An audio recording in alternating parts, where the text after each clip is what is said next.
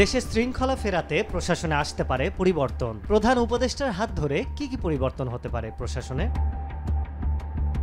কয়েকজন সচিব প্রত্যাহার ও নতুন পদায়ন হতে পারে বলে জানিয়েছেন সিনিয়র জনপ্রশাসন সচিব ডক্টর মোহাম্মদ মুখলেসুর রহমান। তিনি জানান, নতুন ডিসিদের কেউ সক্ষমতা প্রমাণ করতে না পারলে প্রত্যাহার হতে পারেন। শূন্য থাকা 8 জেলার ডিসি নিয়োগও হবে দ্রুত। রদবদল হতে পারে এডিসি ও ইউএনও পদেও। জনপ্রশাসন বিশেষজ্ঞরা বলছেন, অতীত যাচাই করে যোগ্যদের নিয়োগ দিতে হবে। এক্ষেত্রে নিয়োগের পর সিদ্ধান্ত পরিবর্তন হলে ভুল বার্তা যাবে।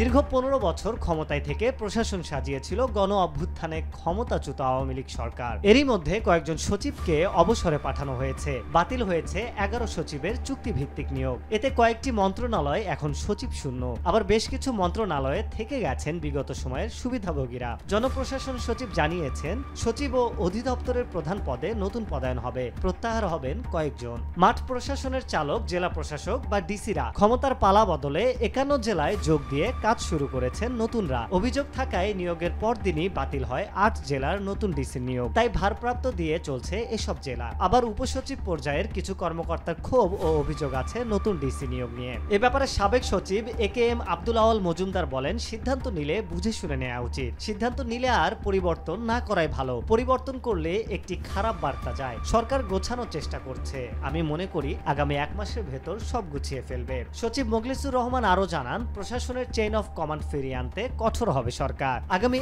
1 অক্টোবর শুরু হচ্ছে প্রশাসন সংস্কার কমিশনের কার্যক্রম। আরিফ হক, মাই টিভি।